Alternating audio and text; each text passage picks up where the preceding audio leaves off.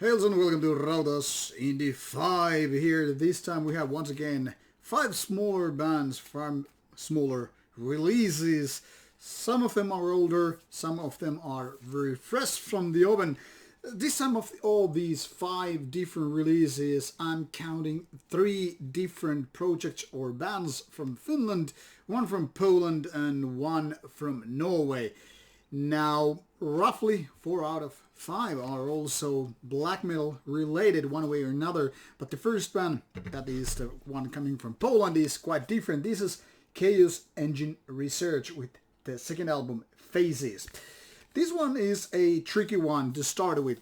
First of all, it's labeled as groove metal, which in a way is kind of fitting for this kind of a release. After all, it is indeed quite groovy on the very base. But where it gets more complicated is that, in fact, there are lots of death metal elements and even new metal parts.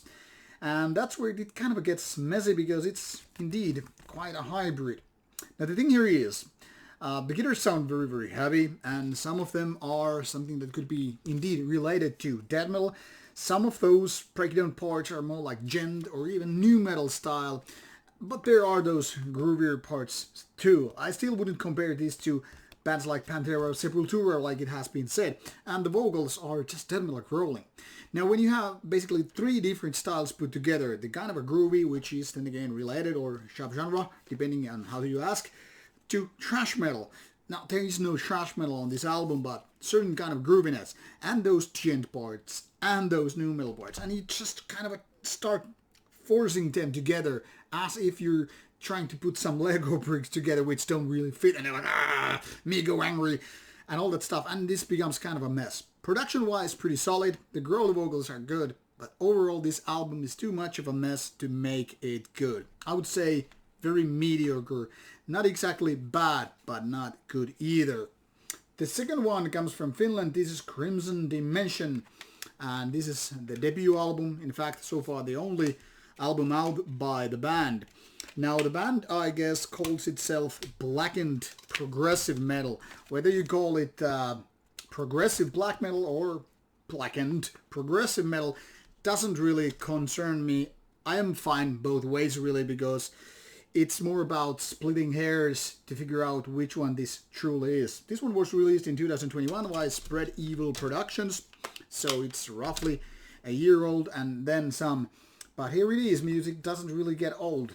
And there are 5 guys in the band trying to make best of it. And sometimes it seems like these guys are trying to do exactly what the Emperor was doing in their midways of their career before, going way too avant-garde and weird with their music. The song structures are quite something, and the riffs are often like, what are these guys thinking? Now, if you like progressive metal and you don't mind adding some extreme metal elements to it, maybe this is your cup of tea. But if you're more like traditional progressive metal, progressive rock, this might feel a little bit like off.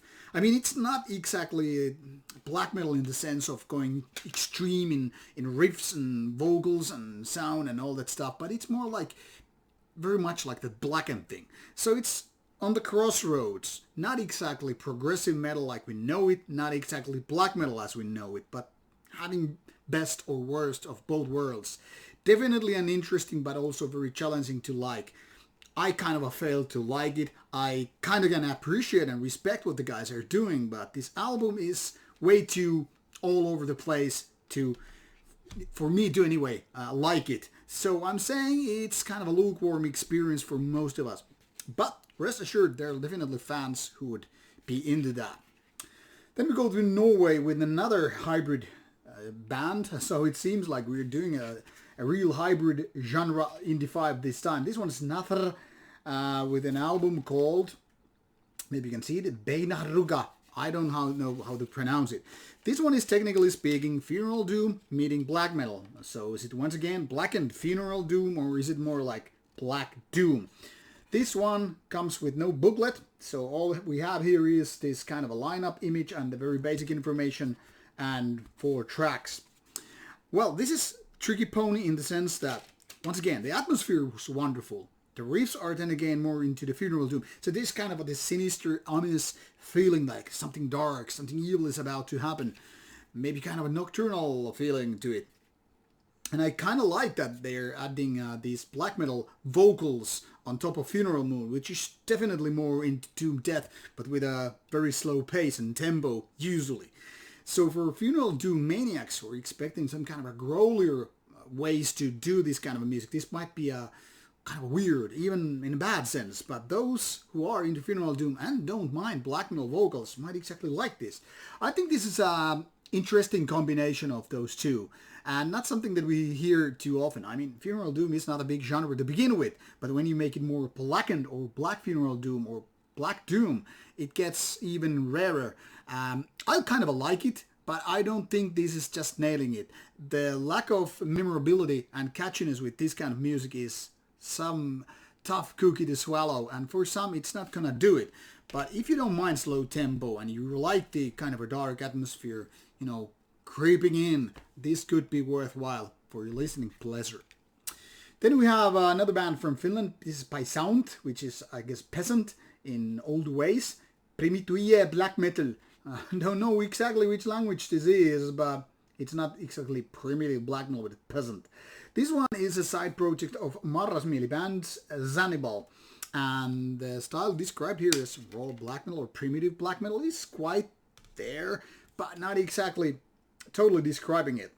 And once again, you don't have a booklet here. It's very simple digipack release with a very unusual black and yellow packaging. This digipack is a 4-track MCD with about 60 minutes of music. Technically speaking, the last one here is an outro, so 3 tracks and an outro basically.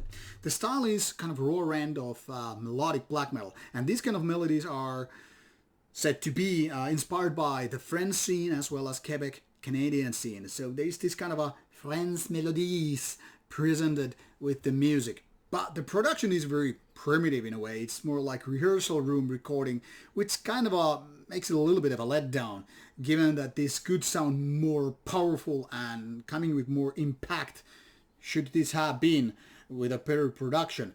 But I think there is something very promising happening. It's a potential project, but not there yet. So it's more like a demo recording of what future might give you a little bit of a better idea what's coming on.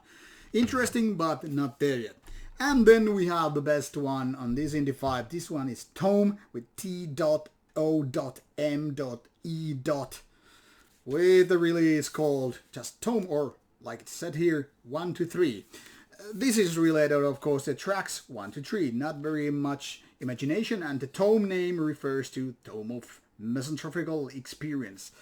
Not exactly the craftiest names available here, not the most imaginative, or then again, once again, too hipster for a lot of people. But if we can just look past this kind of a silly or weird name, we actually find something worthwhile listening to. This one comes with 3 lengthy tracks, more than 10 minutes each. This is roughly some 35 minutes throughout the 3 songs. And even if those song names lack imagination, you actually have lyrics here, which I'm really surprised of. And of course those band photos, which I'm also kind of surprised of, because oftentimes when bands want to keep really mystical about it, they just like have no names, no photos, no lyrics, everything is up to your imagination.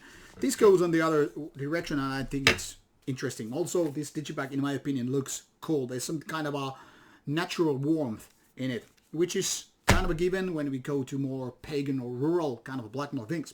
So this is kind of an atmospheric black metal with a ways that tries to tie together the second wave of black metal that is leaning towards the kind of second wave's 1990s feeling and later on 2000s. So that kind of a very basic, very traditional black metal elements, but also going to more modern ways. We could talk about third wave of black metal or post black metal even with some of these riffs and songs.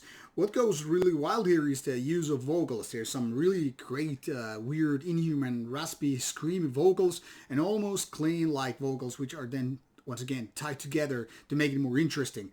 The drumming is close to drum pornography on parts. That is a good thing I am adding. because the drums sometimes have almost like a technical aspect. So there's something really interesting happening all the time. Unfortunately, the drum sound is a little bit weak, but once you can look past it, I think it's definitely worth listening and enjoying. And the guitar work, well, they do it just fine. I actually like the sound here. It's not too powerful, but there is something really nice to it, as if it was a little bit of a rusty cutting edge, if you will, a kind of a saw, you know. Overall, Tome, while it's kind of hard to get into, it's definitely worth recommending. It lacks certain details, and I think the overall production could be way more powerful, and that doesn't mean polished, just more powerful and, you know, feral in a way.